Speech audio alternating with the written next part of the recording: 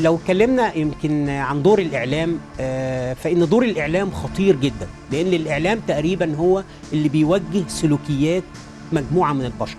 أنت حضرتك في نهاية ليلة إعلامية تتفرج على مجموعة من برامج التوك شو، بتتفرج على مجموعة من البرامج الإخبارية، بتتفرج على دراما، بتتفرج على طول اليوم تقريبا. بعد ما بتخلص شغلك بتلتزم انك انت بتتفرج على مجموعة من الحاجات في جهاز الإعلام أو أجهزة الإعلام أو كافة القنوات. تاني يوم بتقابل زمايلك الصبح في الشغل أو في أي مكان، تقريبا كلنا بنتحدث عن هذه الموضوعات المثارة في الإعلام. فبالتالي الإعلام دوره مهم جدا في توجيه سلوكياتنا، بل بالعكس أنا ممكن أكون بفكر في فكرة معينة إيجابية واجي اقعد قدام برنامج توك شو تتحول الطاقه الايجابيه اللي انا شاحنها جوايا الى طاقه سلبيه تماما، نتيجه ان الاعلام او برنامج التوك شو ده هيتناول مساله سلبيه تخص الوطن. ويمكن احنا نقدر نقول ان يمكن تكون الحاله الغالبه في الوطن حاله الطاقه السلبيه اللي موجوده في الوطن. اعتقد جزء كبير منها راجع الى برامج التوك شو اللي بتؤثر بالسلب على الوطن. طبعا احنا ما بنقولش ان برامج التوك شو مساله فيها محظورات او ان برامج التوك شو بتمثل كلها سلبيات، لا طبعا. بس احنا بنقول طالما ان الاعلام دوره مهم جدا في توجيه سلوكيات المواطن، يبقى لابد ان انا استخدم الاعلام، او لابد ان الاعلاميين يعوا تماما ان دورهم مؤثر ودورهم مؤثر على السلوكيات. يبقى انا لو حولت الناس من الطاقة السلبية للطاقة الإيجابية، لو شحنت فيهم أهمية كرامة الوطن، أهمية قيمة الوطن، يمكن هقول على واقعة الناس ممكن تزعل منها. يعني مثلا لما يجي مثلا نشيد وطني مهم جدا، الناس كلنا تربينا عليه وكلنا كان بيحسسنا بالحلم العربي وأهمية الوحدة العربية، يجي مثلا أحد برامج التوك شو أو أحد البرامج الساخرة تسفه من هذا النشيد الوطني، فينعكس بذلك على طاقة سلبية عندي، وأسمع عن وحدة الوطن العربي بشكل تاني مختلف تماما.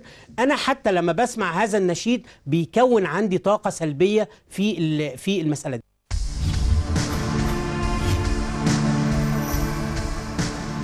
الحاجة التانية لما يجي مثلا في أحد برامج التوك شو نجد إن مثلا مقدم البرنامج عمال ينقد تصرف معين، التصرف دوت ممكن يكون تصرف من أعمال السيادة، أعمال تخص الدولة، أعمال مفروض فيه وجهات نظر أخرى ممكن الرد عليه، ما بنلاقيش غير وجهة نظر واحدة بتعرض، لا يتم عرض وجهات النظر الأخرى، وبالتالي بيتأثر المواطن سلبا وبيصحى تاني يوم.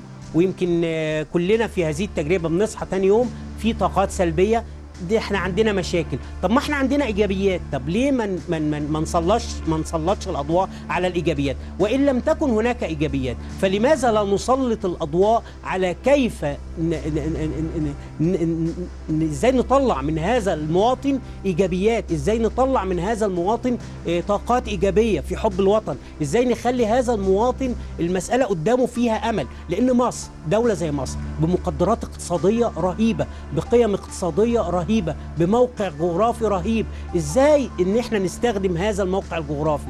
ازاي يمكن انا لو وجهت في الاعلام بعض السلوكيات الايجابيه للمواطن، اعتقد المواطن هينفعل بيها ويعجبها، لكن وهتعجبه وهينفذها. ولكن المسائل انها تصبح كلها نقد سياسي على طول الخط، فهذه المساله بترسخ جوانا طاقات سلبيه، ما بنخدمش الوطن. لا، انا عايز اشوف الامل، انا عايز اشوف المسائل الايجابيه، عايز اشوف ممكن الاعلام يركز على مشروع معين ممكن يتم.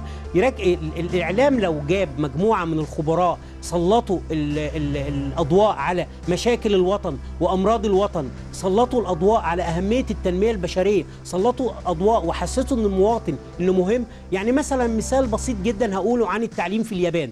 التعليم في اليابان الطفل الصغير وهو داخل الفصل في اول حصه ليه او في اول حاجه ليه، الطفل الصغير وهو داخل الفصل في اول حصه ليه بيقولوا له انت تتعلم من اجل اليابان، مش يقولوا له انت فلحت يبقى ليك، ما فلحتش ليك، لا، بيقولوا له انت تتعلم من اجل اليابان. فبالتالي الطفل بيحس ان هو شايل عبء الوطن، بيحس ان هو الوطن. وبالتالي الطاقات الايجابيه لو اثرها الاعلام في المواطن، المسائل كتير جدا هتتغير.